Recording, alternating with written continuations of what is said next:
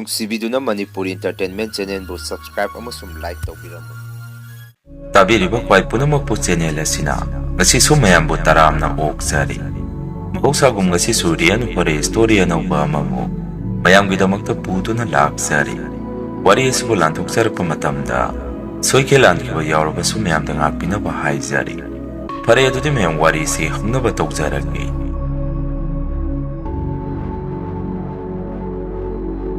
ꯑꯩꯒꯤ ꯃꯤꯡ ꯄ꯭ꯔꯤꯌꯥ ꯀꯧꯏ. ꯃꯇꯝꯗ ꯑꯩꯁꯦ ꯀ꯭ꯂꯥꯁ 10 ꯑꯦꯛꯖꯥꯝ ꯊꯥꯈꯤꯕꯒꯤ ꯑꯦꯛꯖꯥꯝ ꯔꯤꯖꯜ ꯉꯥꯏꯕ ꯑꯣꯏꯅ ꯌꯨꯝꯗ ꯁꯨꯝ ꯐ꯭ꯔꯤꯗ ꯀꯔꯤꯃꯠꯇ ꯇꯧꯗꯅ ꯂꯩꯔꯝꯃꯤ. ꯑꯗꯨꯒ ꯑꯩꯒꯤ ꯏꯆꯤꯜ ꯏꯅꯥꯎꯁꯨ ꯅꯨꯄꯤ ꯉꯥꯛꯇ ꯑꯍꯨꯝꯅꯤ. ꯑꯍꯨꯝꯁꯤꯒꯤ ꯈ꯭ꯋꯥꯏ ꯃꯈꯥꯗ ꯏꯅꯥꯎꯅꯨꯄꯥ ꯑꯇꯣꯝꯕ ꯑꯃꯁꯨ ꯂꯩꯔꯤ. ꯅꯨꯃꯤꯠꯇꯣ ꯑꯩꯁꯦ ꯐꯃꯨꯡꯗ ꯁꯨꯝ ꯍꯤꯞꯄꯒ ꯐꯣꯟ ꯌꯦꯡꯗꯨꯅ ꯂꯩꯔꯝꯃꯤ. ꯏꯃꯥꯁꯨ ꯑꯩꯒꯤ ꯅꯥꯛꯇ ꯆꯪꯉꯛꯇꯨꯅ "ꯏꯕꯦꯝꯃ, ꯅꯪ ꯅꯈꯣꯏ ꯅꯗꯣꯝꯆꯥ ꯍꯣꯏꯒꯤꯗ ꯃꯇꯝ ꯈꯔ ꯂꯩꯕꯤꯔꯨꯔꯣ. ꯅꯈꯣꯏ ꯀꯀꯥ ꯇꯣꯝꯕꯅ ꯊꯕꯛ ꯏꯪꯈꯥꯡ ꯆꯠꯊꯣꯛꯈ꯭ꯔꯒ ꯅꯗꯣꯝꯆꯥ ꯃꯇꯣꯝꯗ ꯑꯉꯥꯡ ꯑꯄꯤꯛꯄꯗꯨꯒ ꯂꯩꯕꯗꯨ ꯅꯨꯡꯉꯥꯏꯇꯦ ꯍꯥꯏꯔꯦ. ꯅꯪꯅ ꯑꯥꯗ ꯂꯩꯔꯨꯗꯣꯏꯁꯤꯁꯨ ꯃꯈꯣꯏꯒꯤ ꯊꯕꯛ ꯏꯪꯈꯥꯡ ꯁꯨꯔꯨꯒꯗꯕ ꯅꯠꯇꯦ. ꯅꯗꯣꯝꯆꯥ ꯃꯇꯣꯝꯗ ꯂꯩꯕꯗꯨ ꯅꯨꯡꯉꯥꯏꯇꯦ ꯍꯥꯏꯕꯒꯤ ꯇꯧꯕꯅꯤ. ꯑꯗꯨ ꯅꯪꯕꯨ ꯀꯔꯤ ꯈꯜꯂꯤꯒꯦ?" ꯍꯪꯉꯛꯏ. ꯑꯩꯅ "ꯏꯃꯥ, ꯑꯩ ꯉꯝꯃꯣꯏ. ꯅꯆꯥꯅꯨꯄꯤꯁꯦ ꯑꯩ ꯏꯇꯣꯝꯗꯔꯣ. ꯃꯈꯣꯏ ꯑꯇꯩꯁꯤꯡꯗꯁꯨ ꯈꯔ ꯍꯥꯏꯌꯨ. ꯑꯩ ꯃꯤꯒꯤ ꯃꯌꯨꯝꯗ ꯑꯍꯤꯡ ꯂꯦꯛꯄꯁꯤ ꯏꯁꯥꯒꯤ ꯑꯣꯏꯅ ꯑꯩ ꯌꯥꯝꯅ ꯍꯩꯅꯖꯗꯦ. ꯑꯍꯤꯡ ꯂꯦꯛꯇꯣꯏ ꯁꯔꯨꯛ ꯉꯟꯅ ꯆꯠꯂꯒ ꯊꯕꯛ ꯑꯋꯥꯕ ꯑꯃ ꯅꯣꯝꯃꯨꯔꯒ ꯅꯨꯡꯉꯥꯏꯅ ꯑꯃꯨꯛ ꯌꯨꯝꯗ ꯍꯜꯂꯛꯑꯒ ꯂꯩꯖꯕꯗꯨ ꯃꯗꯨꯅ ꯍꯦꯟꯅ ꯐꯩ. ꯑꯩ ꯆꯠꯅꯤꯡꯗꯦ" ꯍꯥꯏꯔꯝꯃꯤ. ꯏꯃꯥꯁꯨ ꯑꯩ ꯌꯥꯝꯅ ꯀꯤꯕꯅꯦ. ꯑꯩꯒꯤ ꯃꯆꯤꯡ ꯑꯃ ꯂꯩꯖꯩ. ꯑꯗꯨꯅ ꯏꯃꯥꯁꯨ ꯋꯥꯒꯁꯤ ꯑꯅꯤꯔꯛ ꯍꯟꯕꯤꯔꯝꯄꯣꯠꯇꯦ ꯑꯗꯨꯈꯛ ꯍꯥꯏꯔꯝꯃꯒ ꯃꯥꯁꯨ ꯑꯗꯨꯝ ꯑꯩꯒꯤ ꯀꯥꯗꯨꯗꯒꯤ ꯊꯣꯛꯈꯤ. ꯑꯗꯨꯕꯨ ꯅꯨꯃꯤꯠꯇꯣ ꯑꯩꯁꯤ ꯏꯁꯥꯒꯤ ꯑꯣꯏꯕ ꯐꯨꯔꯤꯠ ꯐꯤꯔꯣꯜ ꯈꯔ ꯁꯨꯔꯤꯉꯩ ꯂꯩꯖꯗ ꯄꯥꯏꯖꯕ ꯑꯩꯒꯤ ꯐꯣꯟꯁꯤ ꯏꯁꯤꯡ ꯃꯅꯨꯡꯗ ꯇꯥꯁꯟꯈꯤ. ꯌꯥꯝꯅ ꯀꯨꯏꯕ ꯃꯇꯝꯒ ꯅꯠꯇꯦ. ꯑꯩꯁꯨ ꯍꯦꯛ ꯇꯥꯁꯟꯈꯤꯕꯒ ꯁꯠ ꯂꯥꯎꯅ ꯑꯩꯒꯤ ꯐꯣꯟ ꯑꯗꯨ ꯂꯧꯈꯠꯂꯝꯃꯤ. ꯉꯥꯏꯍꯥꯛ ꯐꯥꯎꯗꯤ ꯐꯣꯟ ꯑꯗꯨ ꯀꯔꯤꯁꯨ ꯇꯧꯔꯝꯗꯦ. ꯑꯩꯁꯨ ꯅꯨꯡꯁꯥꯒ ꯌꯩꯊꯣꯛꯆꯔꯝꯃꯤ. ꯑꯗꯨꯕꯨ ꯀꯣꯟꯅꯗꯤ ꯑꯩꯒꯤ ꯐꯣꯟꯗꯨ ꯄꯨꯡꯃꯝ ꯑꯃꯒ ꯍꯥꯡꯇꯣꯛꯄ ꯌꯥꯔꯝꯗꯦ. ꯃꯗꯨꯗꯒꯤ ꯑꯩꯁꯨ ꯑꯩꯒꯤ ꯃꯆꯤꯡ ꯑꯄꯥꯏꯕꯤꯗꯨ ꯂꯥꯛꯄ ꯍꯧꯔꯛꯈꯤ. ꯏꯆꯦꯅꯁꯨ "ꯆꯦꯡꯐꯨ ꯃꯅꯨꯡ ꯆꯦꯡ ꯃꯔꯛꯇ ꯍꯥꯞꯆꯜꯂꯨ, ꯌꯥꯕꯅꯤ" ꯀꯥꯏꯅ ꯑꯩꯁꯦ ꯃꯑꯣꯡ ꯇ꯭ꯔꯥꯏ ꯇꯧꯔꯒ ꯌꯦꯡꯉꯝꯃꯤ. ꯃꯗꯨꯁꯨ ꯀꯥꯟꯅꯕ ꯑꯃꯠꯇ ꯑꯣꯏꯗꯦ.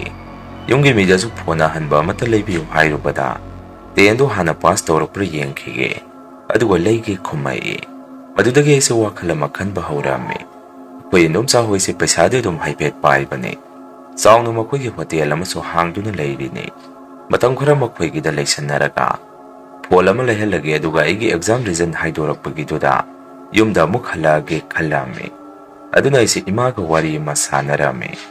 "ꯏꯃꯥ, ꯑꯩ ꯏꯗꯣꯝꯆꯥꯒꯤ ꯃꯅꯥꯛꯇ ꯆꯠꯂꯒꯦ, ꯄꯔꯤꯈꯥ ꯍꯥꯏꯗꯣꯔꯒ ꯂꯥꯛꯑꯒꯦ" ꯍꯥꯏꯔꯝꯃꯤ. ꯏꯃꯥꯅꯁꯨ ꯑꯩ ꯆꯠꯂꯒꯦ ꯍꯥꯏꯔꯛꯄꯗꯨꯗ ꯅꯣꯛꯐꯦꯠ ꯇꯧꯔꯒ ꯁꯨꯝꯅ ꯈꯨꯝꯃꯛꯏ. "ꯏꯃꯥꯗꯤ ꯅꯪꯅ ꯆꯠꯅꯤꯡꯉꯛꯄꯒꯤ ꯃꯔꯝ ꯈꯪꯉꯤ. ꯆꯠꯂꯣ, ꯏꯃꯥꯗꯤ ꯀꯔꯤꯁꯨ ꯍꯥꯏꯗꯦ. ꯍꯌꯦꯡꯁꯦ ꯅꯨꯃꯤꯠ ꯊꯥꯁꯨ ꯐꯩ. ꯅꯈꯣꯏ ꯀꯀꯥ ꯇꯣꯝꯕꯗꯣ ꯍꯌꯦꯡ ꯂꯧꯍꯜꯂꯒꯦ" ꯍꯥꯏꯔꯝꯃꯤ. ꯑꯁꯨꯝꯅ ꯑꯩꯁꯦ ꯑꯩꯈꯣꯏ ꯀꯀꯥ ꯇꯣꯝꯕꯅ ꯂꯧꯕ ꯂꯥꯛꯇꯨꯅ ꯌꯨꯝ ꯑꯗꯨꯗ ꯃꯇꯝ ꯈꯔꯒꯤ ꯂꯩꯔꯨꯅꯕ ꯂꯥꯛꯑꯝꯃꯤ. ꯇꯁꯦꯡꯕꯗꯤ ꯃꯈꯣꯏꯁꯦ ꯌꯨꯝ ꯍꯣꯡꯉꯛꯄꯅꯤ. ꯍꯥꯟꯅꯒꯤ ꯌꯨꯝ ꯏꯪꯈꯣꯜ ꯑꯗꯨꯗꯤ ꯄꯤꯛꯏ ꯍꯥꯏꯗꯅ ꯃꯐꯝ ꯑꯃꯗ ꯍꯣꯡꯗꯣꯔꯛꯄꯅꯤ. ꯃꯈꯣꯏꯒꯤ ꯑꯅꯧꯕ ꯌꯨꯝ ꯏꯪꯈꯣꯜ ꯑꯗꯨꯗꯤ ꯑꯁꯨꯛꯀꯤ ꯃꯇꯤꯛ ꯆꯥꯎꯔꯝꯃꯤ. ꯑꯗꯨꯒ ꯌꯨꯝꯁꯨ ꯃꯈꯣꯏꯒꯤ ꯅꯥꯛꯌꯦꯠꯇꯨ ꯂꯟꯅ ꯇꯥꯟꯅꯔꯝꯃꯤ. ꯑꯍꯥꯟꯕ ꯑꯩꯅ ꯑꯗꯨꯗ ꯂꯩꯔꯨꯅꯕ ꯂꯥꯛꯄ ꯅꯨꯃꯤꯠꯇꯨꯗꯒꯗꯤ ꯃꯐꯝ ꯑꯗꯨ ꯄꯨꯡꯆꯤꯛ ꯍꯦꯛ ꯆꯤꯛꯑꯒ ꯂꯩꯕꯗ ꯌꯥꯝꯅ ꯅꯨꯡꯉꯥꯏꯒꯗꯕ ꯃꯥꯜꯂꯝꯃꯤ. ꯑꯗꯨꯒ ꯑꯩꯁꯦ ꯑꯩꯒꯤ ꯐꯣꯟꯗꯨꯁꯨ ꯌꯥꯝꯅ ꯅꯤꯡꯁꯤꯡꯉꯝꯃꯤ. ꯃꯈꯣꯏ ꯑꯗꯨꯋꯥꯏꯗꯨ ꯐꯣꯇꯣꯒ ꯌꯥꯝꯅ ꯅꯝꯅꯤꯡꯉꯝꯃꯤ. ꯅꯨꯃꯤꯠꯇꯨꯗꯤ ꯏꯟꯁꯥꯡ ꯑꯍꯥꯎꯕ ꯑꯃ ꯆꯥꯗꯅ ꯑꯗꯨꯝ ꯋꯥꯔꯤ ꯋꯥꯇꯥꯏ ꯇꯧꯔꯒ ꯑꯗꯨꯝ ꯍꯧꯈꯤ.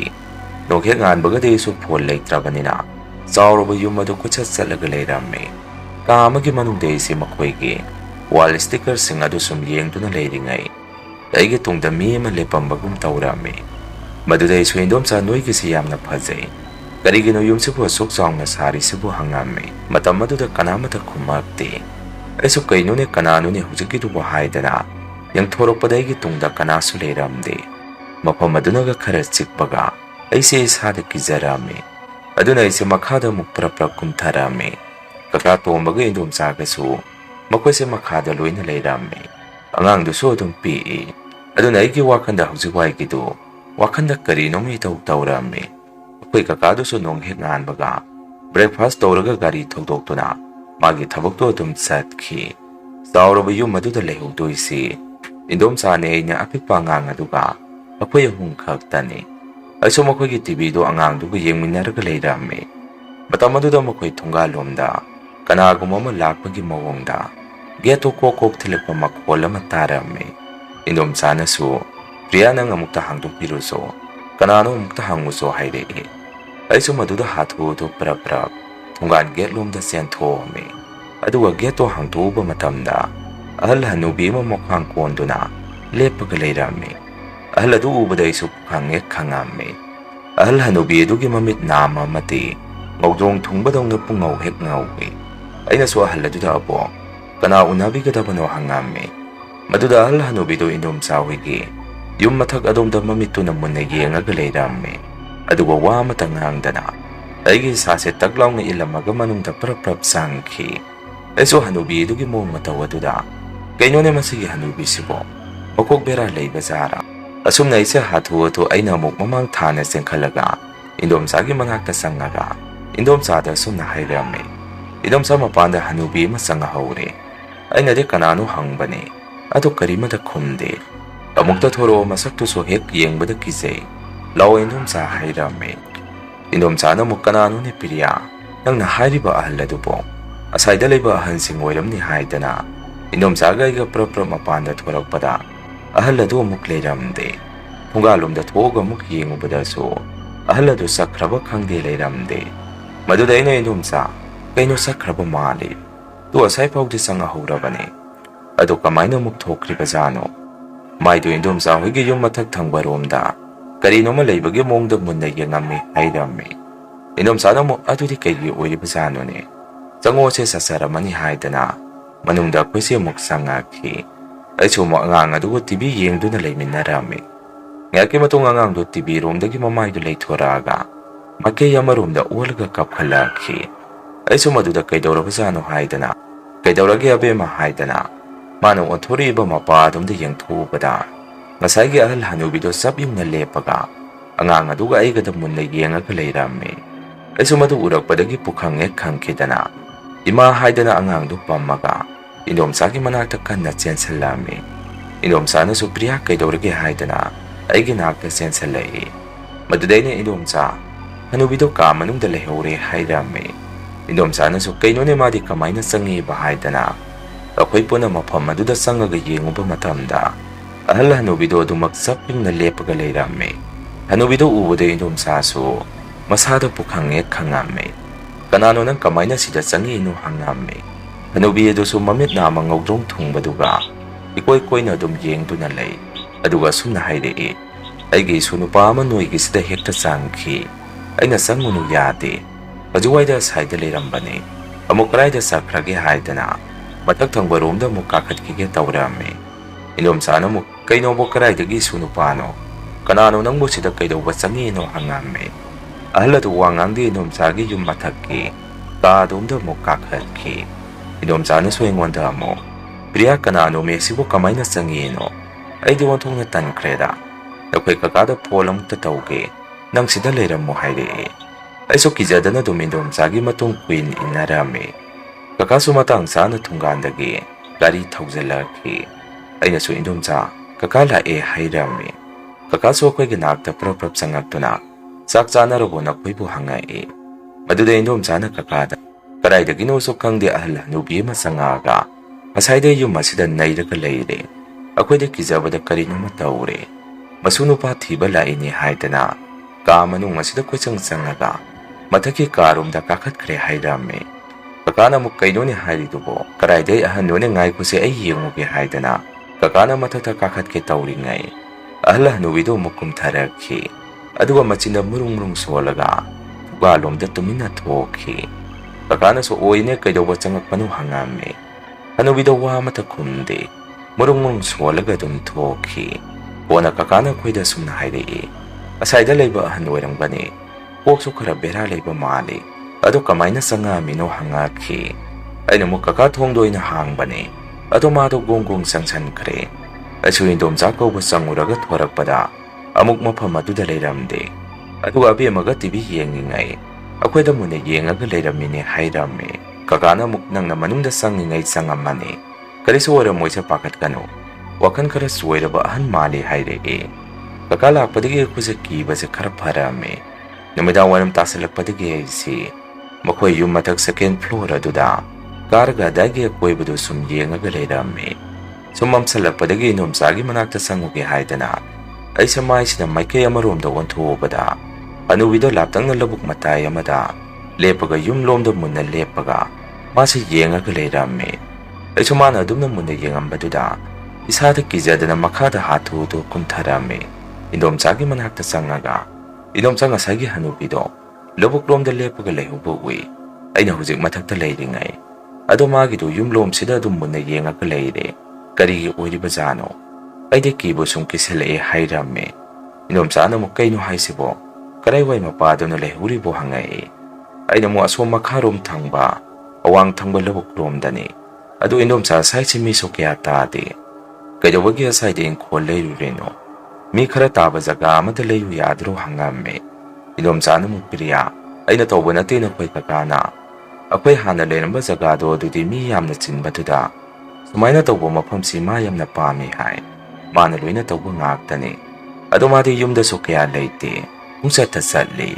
ay tomdani yung masida lehudoisi hujikpudi nang so lakbidana karabudi pare ay so hinadrabani sida leibasi hairei ay namoy inomsa ay so yumdahan ningi class 10 gi exam so haidura ani hairame inomsa na ngay kuya nang so nang sida leibasi po kiyang kuirage taba haira nang matatawan banati adum sida ay gamatang kura leiminaki si hairei ay namoy inomsa adudi ay gipola matalaibiyo Ay hanigi pondo pisu bada isingda tasangkre pondo yakidre adude ay matang kure sida leibirage hairame inomsana muknangi pola malaibiyo hairiro hoy hore na koy kakahalaga haibirage adu sakiba yarui ko ngasay da su tawridune adu nang leibage su kara parabane itomdaga waraga di kainoy na tawdoisi adu saksi na koy kakahalaga po nasaminarasi sa insanggo di loy na loyre Pare na koy kakana hawa malayak to mali aduga saminarasi hairei ay na mo koy indom sa yayda isu saklamdri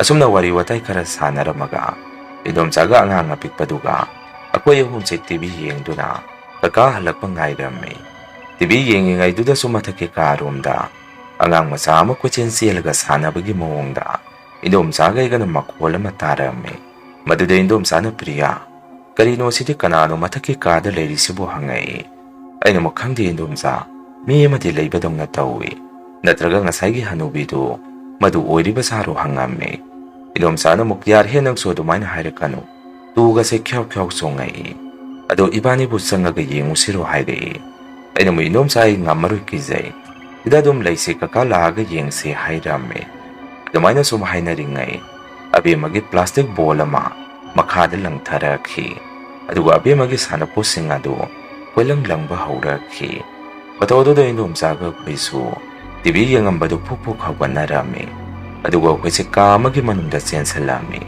ajo kizada de inomsa kaino tahuri basing adugo noigi sida mina lighting thajambiraba karino matawre hairame inomsa na mupiriya adumaina tawri zaro nang leitringai mamangdadi kariso tawraktabane nang hek lakpadagi tawri ibasingsi Nakoy kakado sa pong mapantara pao hojik pao halak si po karino kay maso handa halak kisano ay natawbado yengo hairei atopa kamanong natudalay ringay idom sagi masano piya kuya bimagi sana po sing ado ang angaman na sana bagi mawongda aki kiba makwan mga si chumtarame o nakoy kakato masi tunggalom da halak pa makwala matarame idom sana sunakoy kakahala pamali iba nagyat hango silaw haidana Una mapanda tuwaga geto hang tuwame. Kakasumagi garido tawzalaki. Kakahalak pa duda yung manong atuda. Uwiri ba mong matawkyado kakada wari tamame. Adubo kakada ako'y natami ba wari do. Mati tazaramde. Maga tawraga yung usilaw haidana. Una ako si TV karum da sangame. Kakaga po na sangapadadi. Kaado siyag mo po lauramde. Maduda kakana sidadi karisu tawdrisidi. Ganyan ako'y natawri haidido po. Dati na ko'y buhanda, butki pilangwa kara yengu bro hangai. Idom saso pinglong na sakulaki. Mapamasida nang ngayon ko lay si haidana. Hojikti yung masit tamna bada ko'y laybang amdre. Nang nabukaray dagi kari kangigi. Langway tanbidong na ngayak budbud yung masida pawzala maga. Tiyang na yung dahan zalag turibani. Noong mataso yung masida noong masuk na layba numit po yaw bro. Nung may numit pawlim na tadre. Nang di adum sa lagadalay re. Hayang din ang karimata sa payara roy. Yum asida layu aduga yum asida kari tauri inodo nasana yengzau hairami. Indomsana sauna wapamsing adu hairakpaduda kakase taptharami. Priyana koina indomsa sing asidi yamna saurehe. Hauranu se hayengde karimata sathuaroi. Yum asida koi puna but phaminarga leirasi. Lawasena koisu sak sanarom keroi. Aina kari no insang athoma khara leirakpani. Sak sathurasi haire. Indomsana muk yamnadi karim narakanuko. Aise angang macha nate. Yum asida karino ma taure ti taure. Aisa kamata saningde. Priya salo nang sak thiduro. Nakoi puna saminaruro haire. Kakana muk kaino he koi puna saminagadabane. Priya nandomsagi so yaung na thiro. Angang dogna hujik puningai ga tauradana. Hayengde karimata sathoroidabane hairami. Asumna numito kaka halakpadagi. Puna koise sak sathokminarami. Indomsana su kakada. Priyagi phone amata leibiyo haibane. Magi phone do isingda tasankibadagi yadre hairabane. Phone amata leibiko angangi hairami. Kakana mo koi priyagi ro. Agi phone ani surisidi. Ama kok pahelaga lore kaino kumai. Indomsana mo phone do pahelu haibanate. Ahanba ama leibiko haibane. Ma leibage so khara pharabane. Puna angang sige phone amata leibiko hairami. Kakaso nokpe taurga hoine. Ayang na karino makok erga loire. Priya nang sa kinuko sida dum lairo. Ayang may kakana na ginupa paba matsembidoy ni. Aduwa saong na luhungbidoy ni haidana. Kakana yung muna pagi tauraki. Maduday so ikay na wa matakumamde. Saksa na sana kakana pagi sumtaw duna. Ako si sakto sumtamin na rami. Adumay na saksa rin ngay tuda. Kamanung lomda angangi bolama. Sumkokok lang agasana ba makwalama. Ay itom na natarami. Ay suwindom sagi matawa duda. Makwala du tana. Tuminatum lay salami. Indom saga kakadi makwala du taramde. Pabima masaso nimito da thong mapamada. Mamay do lay thok tu na angang apikpado. Thong marumado da dum yeng du na lay. Numito da kina dum hauki. Nong hek anwaga kakasa karimata sa thoroy da pamali. Gari sam du na lay rami. Indom saga iga susakum da salon ni narami.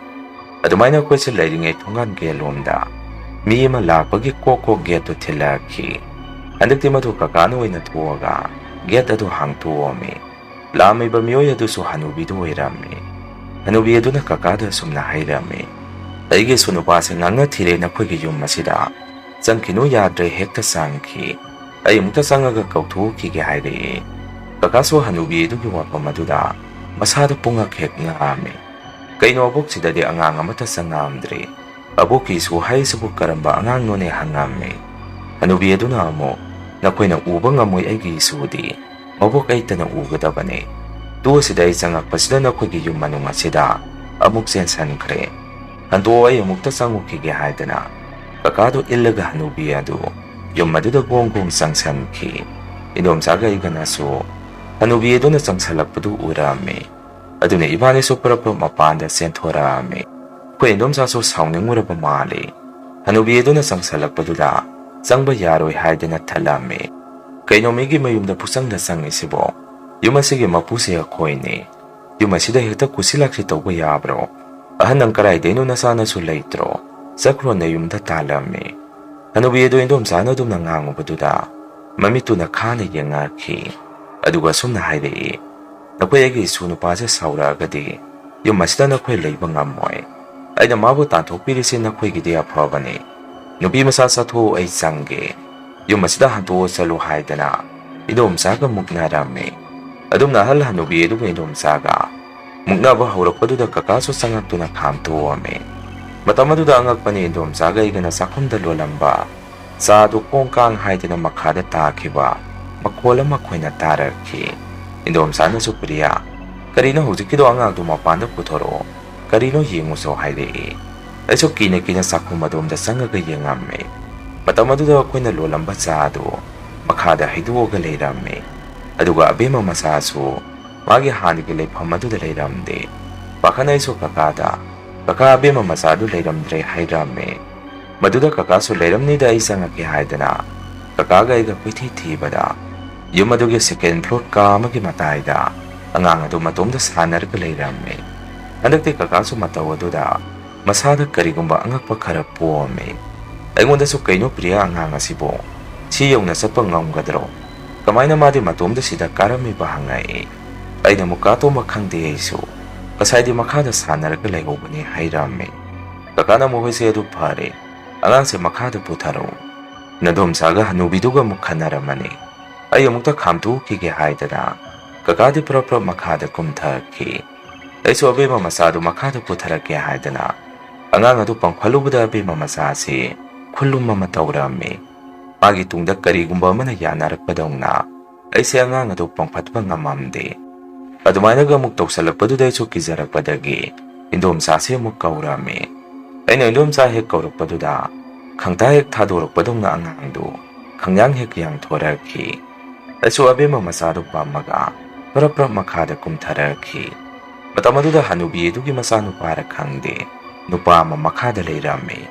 Aduga hanubi eduda imala o yumda salasi. Kaino nangna tawridubu migi mayumsida.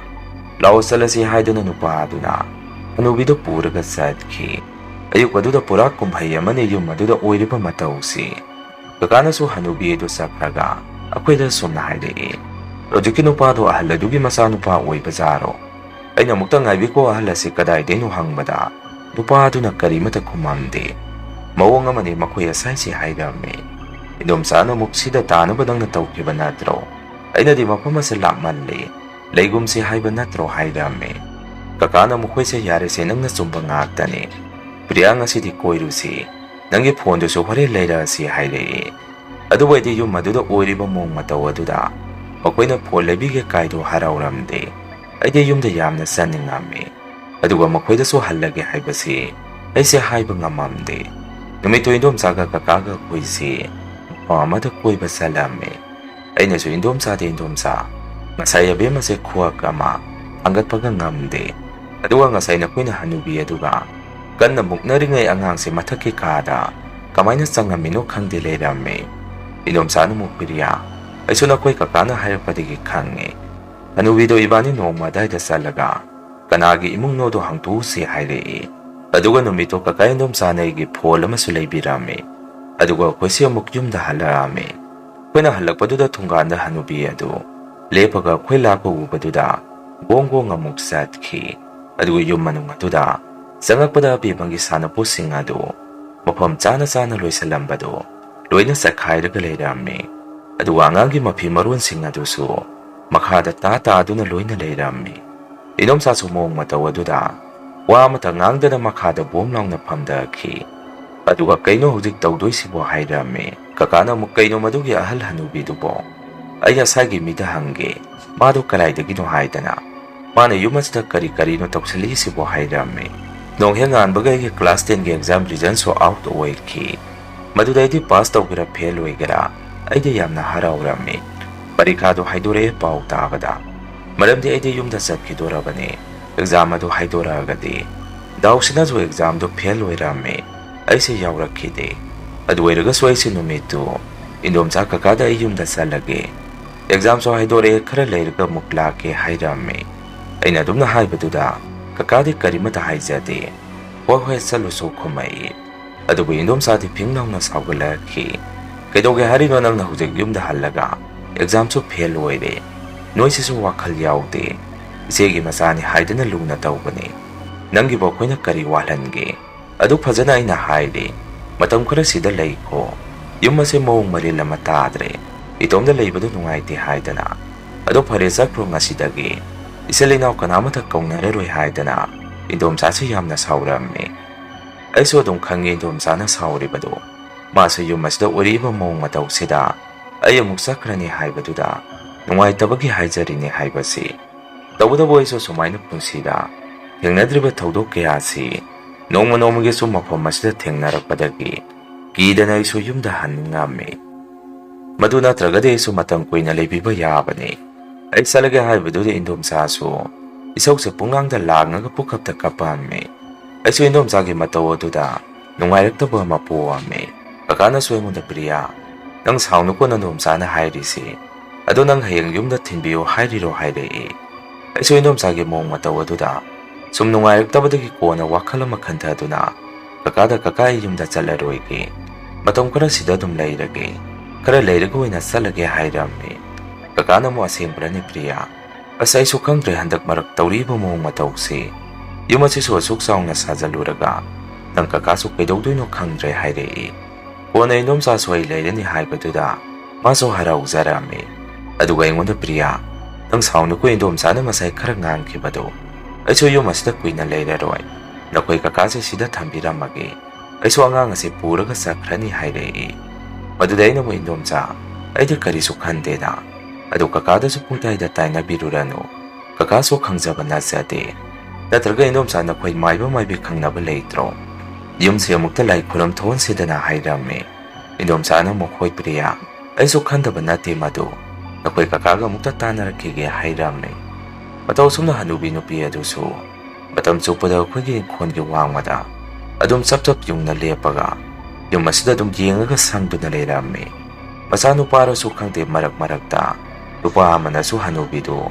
ꯍꯣꯏ ꯍꯣꯏꯗꯅ ꯄꯨꯈꯤꯕꯁꯨ ꯌꯥꯎꯏ꯫ ꯀꯀꯥꯅ ꯇꯥꯟꯅꯔꯒ ꯅꯨꯄꯥ ꯑꯗꯨꯗ ꯑꯍꯜ ꯑꯁꯤ ꯀꯅꯥꯅꯣ ꯀꯔꯤꯒꯤꯅꯣ ꯃꯥꯅ ꯑꯩꯈꯣꯏꯒꯤ ꯌꯨꯝ ꯃꯅꯨꯡ ꯑꯁꯤꯗ ꯆꯪꯅꯕꯗ ꯍꯣꯠꯅꯔꯤꯕꯁꯤ ꯍꯪꯉꯨꯕꯗ ꯅꯨꯄꯥ ꯑꯗꯨꯁꯨ ꯋꯥ ꯑꯃꯗ ꯈꯨꯝꯃꯝꯗꯦ꯫ ꯑꯗꯨꯒ ꯌꯨꯝ ꯃꯅꯨꯡ ꯑꯗꯨꯗꯁꯨ ꯑꯉꯥꯡ ꯃꯆꯥ ꯑꯃꯒꯤ ꯃꯊ꯭ꯋꯥꯏ ꯃꯃꯤ ꯑꯃ ꯂꯩꯕꯒꯤ ꯃꯑꯣꯡꯗ ꯑꯗꯨꯝ ꯑꯕꯦꯝꯃꯒꯤ ꯃꯄꯣꯠ ꯃꯆꯩ ꯁꯥꯟꯅꯄꯣꯠꯁꯤꯡꯗꯨ ꯑꯍꯤꯡꯗ ꯁꯥꯟꯅꯕ ꯃꯈꯣꯜ ꯑꯃꯗꯤ ꯑꯕꯦꯝ ꯑꯁꯤ ꯂꯩꯔꯝꯕ ꯃꯐꯝꯗꯒꯤ ꯁ꯭ꯋꯥꯏ ꯁ꯭ꯋꯥꯏ ꯍꯦꯛꯇ ꯃꯥꯡꯕ ꯑꯉꯥꯡ ꯑꯃꯅ ꯇꯧꯕ ꯉꯝꯃꯣꯏꯗꯕ ꯆꯠꯄ ꯉꯝꯃꯣꯏꯗꯕ ꯃꯐꯝꯗ ꯂꯩꯔꯝꯕ ꯑꯀꯤꯕ ꯃꯑꯣꯡ ꯃꯇꯧꯁꯦ ꯌꯨꯝ ꯑꯁꯤꯗ ꯂꯦꯞꯇꯅ ꯆꯠꯊꯔꯛꯈꯤ꯫ ꯑꯗꯨꯃꯥꯏꯅ ꯁꯨꯝ ꯇꯧꯔꯛꯄꯗꯒꯤ ꯅꯨꯃꯤꯠꯇꯨꯗꯤ ꯏꯟꯗꯣꯝꯆꯥꯅ ꯑꯩꯉꯣꯟꯗ ꯄ꯭ꯔꯤꯌꯥ ꯑꯉꯥꯡꯁꯦ ꯑꯩ ꯄꯣꯔꯛꯀꯦ ꯂꯥꯛꯑꯣ ꯉꯁꯥꯏ ꯂꯩꯀꯥꯏꯁꯦ ꯀꯣꯏꯔꯨꯁꯤ ꯂꯥꯛꯑꯣ ꯍꯥꯏꯗꯅ ꯏꯟꯗꯣꯝꯆꯥꯒ ꯑꯉꯥꯡ ꯑꯗꯨꯒ ꯑꯩꯈꯣꯏ ꯑꯍꯨꯝ ꯁꯨꯝ ꯈꯣꯡꯅ ꯅꯨꯃꯤꯗꯥꯡ ꯋꯥꯏꯔꯝ ꯃꯐꯝ ꯑꯗꯥꯏꯗ ꯋꯥꯀꯤꯡ ꯑꯣꯏꯅ ꯊꯣꯛꯑꯝꯃꯤ꯫ ꯌꯨꯝꯁꯤꯁꯨ ꯀꯌꯥ ꯇꯥꯗꯕꯅꯤꯅ ꯄꯨꯔꯥ ꯂꯝꯍꯥꯡꯅꯤ ꯃꯈꯣꯏ ꯑꯗꯥꯏꯗꯨ ꯂꯝꯕꯦꯟꯕꯨꯗꯤ ꯂꯣꯏꯅ ꯐꯩ ꯒꯥꯔꯤ ꯄꯥꯛꯅ ꯆꯠꯅꯗ꯭ꯔꯕꯅꯤꯅ ꯀꯣꯏꯂꯥꯁꯀꯗꯤ ꯃꯄꯣꯛ ꯀꯥꯏꯗꯅ ꯂꯩ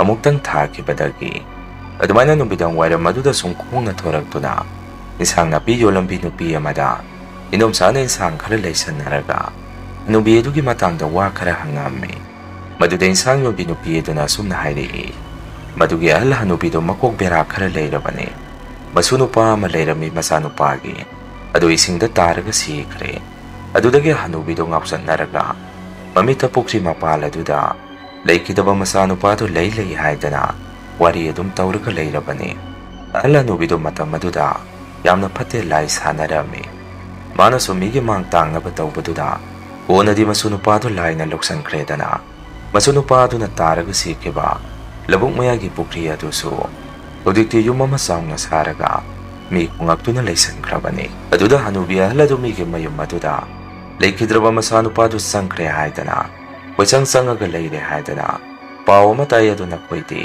ꯀꯔꯥꯏꯋꯥꯏꯗꯒꯤꯅꯣ ꯍꯪꯉꯛꯏ꯫ ꯏꯟꯁꯥꯡ ꯌꯣꯟꯕꯤ ꯅꯨꯄꯤ ꯑꯗꯨꯅꯗꯤ ꯈꯪꯖꯕ ꯅꯠꯆꯗꯦ ꯄꯨꯈ꯭ꯔꯤ ꯑꯗꯨꯗ ꯅꯧꯅ ꯍꯣꯡꯉꯛꯏꯕ ꯌꯨꯝꯗꯨꯒꯤ ꯃꯤꯑꯣꯏꯁꯤꯡꯅꯤ ꯍꯥꯏꯕꯁꯤ ꯑꯩꯈꯣꯏꯁꯤ꯫ ꯏꯟꯗꯣꯝꯆꯥꯅꯁꯨ ꯑꯍꯜ ꯑꯗꯨꯒꯤ ꯃꯆꯥꯅꯨꯄꯥ ꯀꯌꯥ ꯁꯨꯒꯦ ꯍꯪꯉꯝꯃꯤ꯫ ꯏꯟꯁꯥꯡ ꯌꯣꯟꯕꯤ ꯅꯨꯄꯤ ꯑꯗꯨꯅ ꯑꯃꯨꯛ ꯃꯆꯥꯅꯨꯄꯥ ꯑꯃꯈꯛꯇꯅꯤ ꯑꯗꯨꯁꯨ ꯉꯥꯎꯔꯤ ꯐꯩꯔꯤ ꯇꯧꯔꯕꯅꯤ ꯃꯈꯣꯏ ꯏꯃꯨꯡ ꯃꯅꯨꯡ ꯁꯣꯅꯣ ꯂꯣꯏꯅ ꯆꯨꯔꯕꯅꯤ꯫ ꯍꯅꯨꯕꯤ ꯑꯗꯨꯅ ꯃꯇꯝ ꯑꯗꯨꯗ ꯂꯥꯏ ꯁꯥꯟꯅꯔꯝꯕꯗꯒꯤ ꯍꯥꯏꯔꯛꯏ꯫ ꯏꯟꯁꯥꯡ ꯌꯣꯟꯕꯤ ꯅꯨꯄꯤ ꯑꯗꯨꯅ ꯍꯥꯏꯔꯤꯕ ꯋꯥꯐꯝ ꯄꯨꯝꯕ ꯏꯟꯗꯣꯝꯆꯥꯅ ꯐꯣꯟꯗ ꯔꯦꯀꯣꯔꯗ ꯂꯣꯏꯅ ꯇꯧꯁꯜꯂꯝꯃꯤ ꯑꯗꯨꯒ ꯀꯀꯥꯗ ꯌꯨꯝ ꯌꯧꯔꯒ ꯂꯣꯏꯅ ꯇꯝꯃꯝꯃꯤ꯫ ꯀꯀꯥꯁꯨ ꯑꯗꯨꯝꯅ ꯋꯥꯔꯤꯗꯣ ꯈꯪꯕꯗꯒꯤ ꯃꯁꯥꯗ ꯄꯨꯡꯉꯛ ꯍꯦꯛ ꯉꯛꯈꯤ꯫ ꯑꯗꯨꯒ ꯏꯟꯗꯣꯝꯆꯥꯅ ꯇꯝꯃꯟꯕꯗꯒꯤ ꯃꯐꯝ ꯑꯗꯨ ꯑꯗꯨꯛ ꯐꯖꯅ ꯁꯥꯔꯒ ꯂꯩꯔꯕ ꯌꯨꯝ ꯑꯗꯨ ꯃꯤ ꯑꯃꯗ ꯍꯣꯡꯅ ꯌꯣꯟꯊꯣꯛꯑꯝꯃꯒ ꯃꯐꯝ ꯑꯃꯗ ꯏꯪꯈꯣꯜ ꯑꯃ ꯂꯩꯔꯒ ꯂꯩꯈꯤ꯫ ꯑꯩꯁꯨ ꯌꯨꯝꯗ ꯑꯗꯨꯝ ꯍꯜꯂꯛꯑꯝꯃꯤ꯫ ꯃꯁꯤꯗꯤ ꯃꯌꯥꯝ ꯉꯁꯤꯒꯤ ꯔꯤꯌꯦꯜ ꯋꯥꯔꯤ ꯁ꯭ꯇꯣꯔꯤ ꯃꯊꯪꯒꯤ ꯋꯥꯔꯤ ꯊꯥꯒꯠꯂꯛꯄꯗ ꯃꯌꯥꯝ ꯄꯨꯟꯅ ꯑꯃꯨꯛ ꯊꯦꯡꯅꯔꯁꯤ꯫ ꯉꯁꯤꯒꯤꯗꯤ ꯃꯌꯥꯝꯗꯒꯤ ꯀꯥꯏꯅꯅꯕ ꯕꯤꯗꯥꯏ ꯂꯧꯖꯔꯤ꯫